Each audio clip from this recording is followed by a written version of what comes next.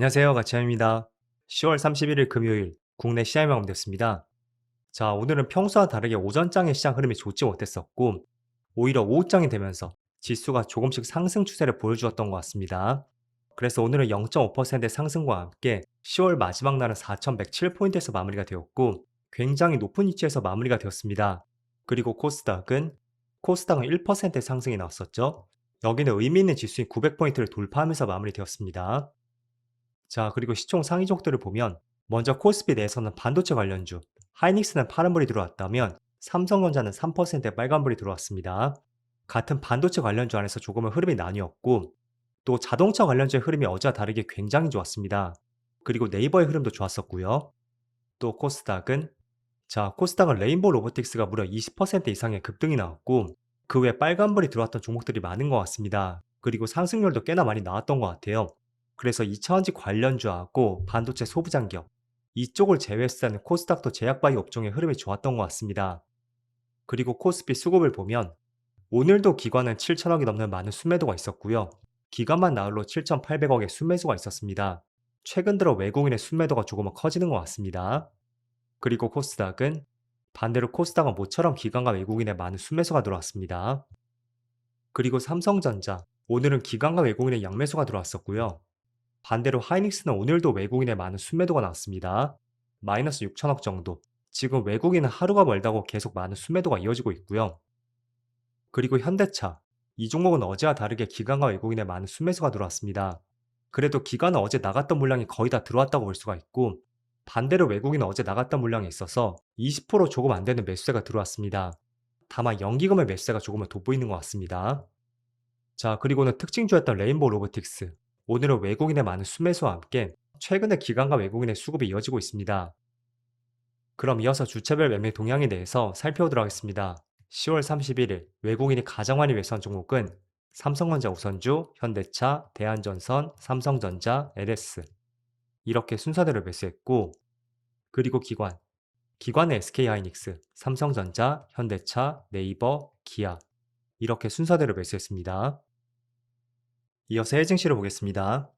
보시는 것처럼 전날의 미국 증시의 흐름은 좋지 못했습니다. 최근에 갭상승으로 가파르게 출발했었던 만큼 하루 이틀의 조정은 우리가 용인해 볼 수 있다고 생각이 됐고, 우선은 나스닥은 어제 마이너스 1.5%로 평소보다는 상당히 좋지 않은 흐름이었습니다.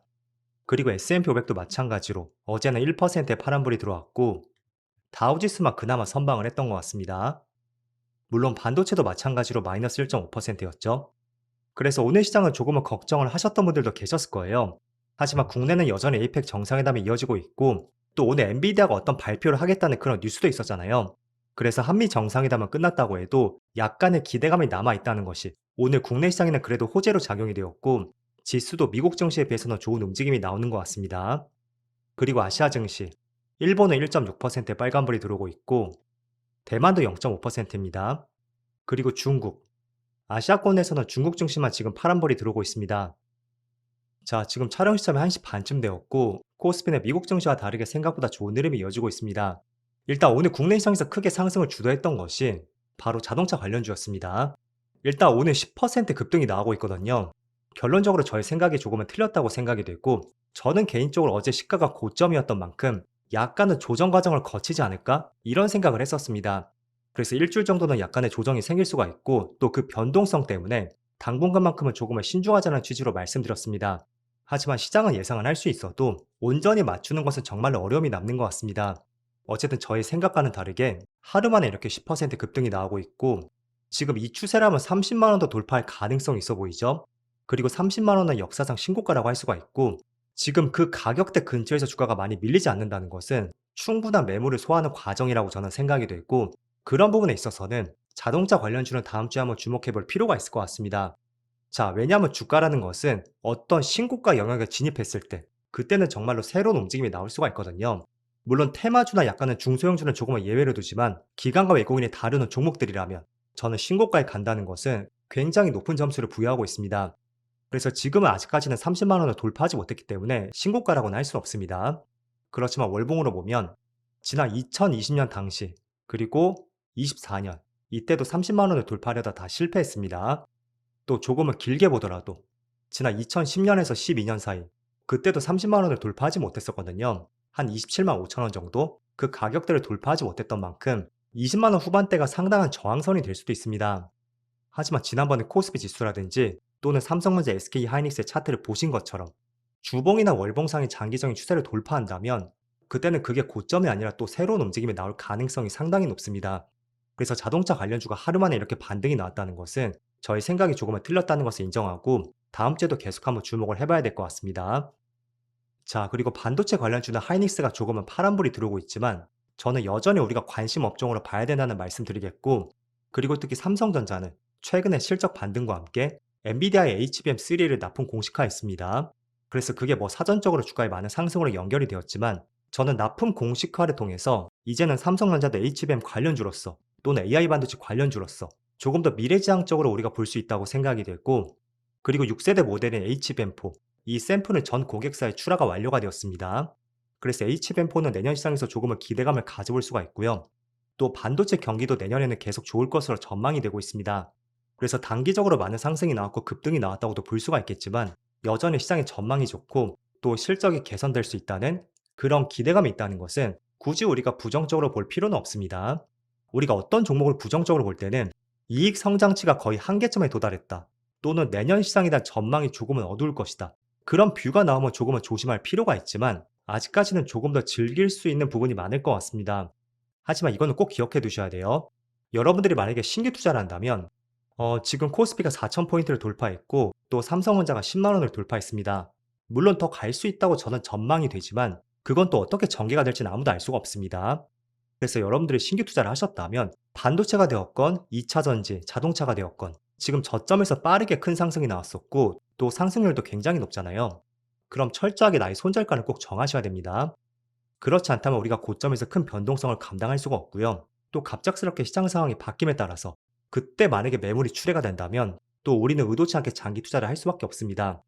그래서 내가 만약에 수익률이 굉장히 높다라고 한다면 그 수익률을 담보로 우리가 조금은 버틸 수가 있지만 그렇지 않은 신규 투자라면 반드시 여러분들 손절가 있죠? 이거는 정하고 지금은 진입을 하셔야 됩니다. 자, 그리고 전날에 미국 증시가 한 차례 크게 급락이 나왔던 것은 메타의 영향이 상당히 컸습니다. 메타가 무려 채권 발행을 30조 원 이상을 했었고 그 때문에 메타를 중심으로 많은 종목들의 급락이 나왔습니다. 그래서 오랜만에 나스닥도 급락이 나왔고 메타의 주가는 시간에서 반등을 했지만 장중에는 무려 11% 급락이 나왔습니다. 일단은 그래도 우리가 조금은 긍정적으로 볼 수 있는 것은 채권 발행이나 CB 발행 이런 이슈들은 단기적으로 주가의 급락을 야기시킬 수밖에 없습니다. 하지만 어떤 의도로 사용을 하는지 그거에 따라 앞으로 방향성은 조금은 달라질 수가 있거든요. 뭐 예를 들어 부정적으로 볼 수 있는 것은 자금 조달이 채무를 갚기 위해서 사용된다 라고 한다면 급락이 나왔다고 해도 계속 조심할 필요가 있습니다.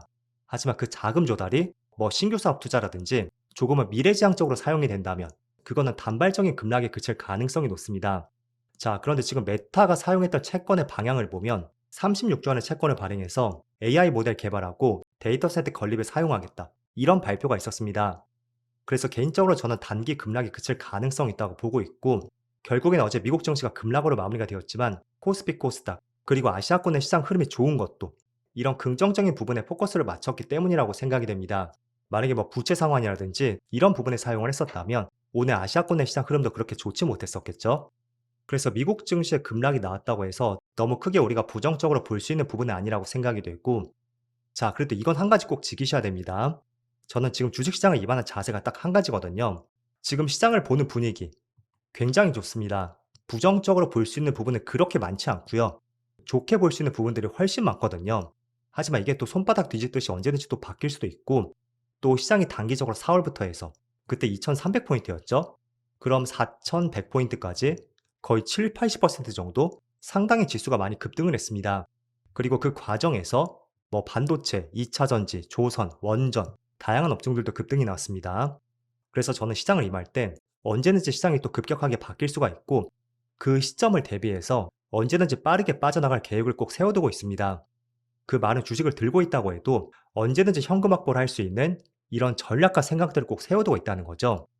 그래서 여러분들도 마냥 지금 시장이 좋기 때문에 다음 달에도 좋을 것이고 내년에도 계속 좋을 것이다. 물론 그렇게 생각할 수도 있습니다. 하지만 그게 온전히 나의 생각대로 펼쳐지지는 않을 가능성도 있거든요. 그래서 그런 부분들 늘 생각해 보시면서 제가 두 가지로 나눠서 말씀드렸죠. 저점에서 매수했다면 그냥 조금 빠져도 즐기시면 될 것 같습니다.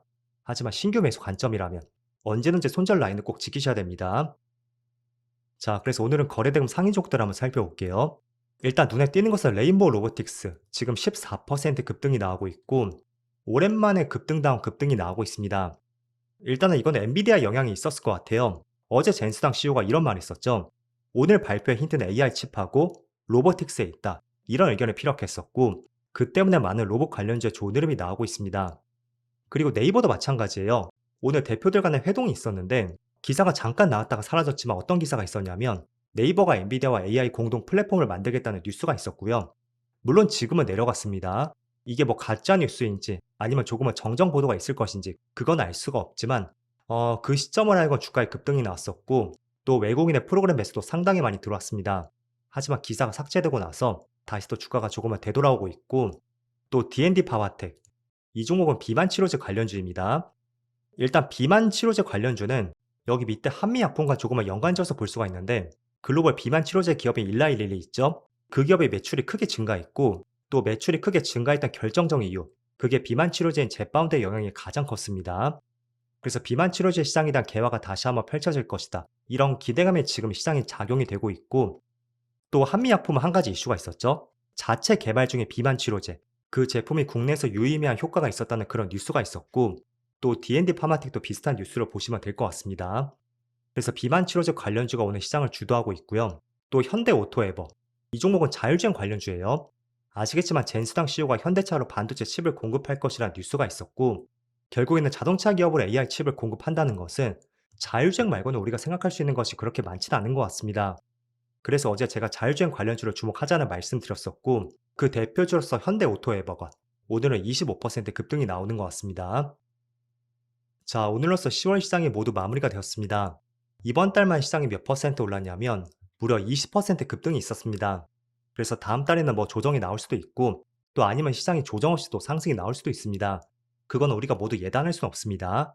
다만 지금부터는 정말로 대응이 중요한 시장이라는 말씀드리겠고 제가 조금 전에 말씀드렸던 그런 계획들 있죠? 그런 계획들을 여러분들도 한번 생각해 보시면서 11월 시장에 대한 계획들도 잘 세워보시는 것을 권장해 드리겠습니다. 자, 그럼 한 달 동안 정말 고생 많으셨고요. 저는 다음 주 월요일 영상에서 다시 찾아뵙도록 하겠습니다. 모두 즐거운 저녁 되세요. 감사합니다.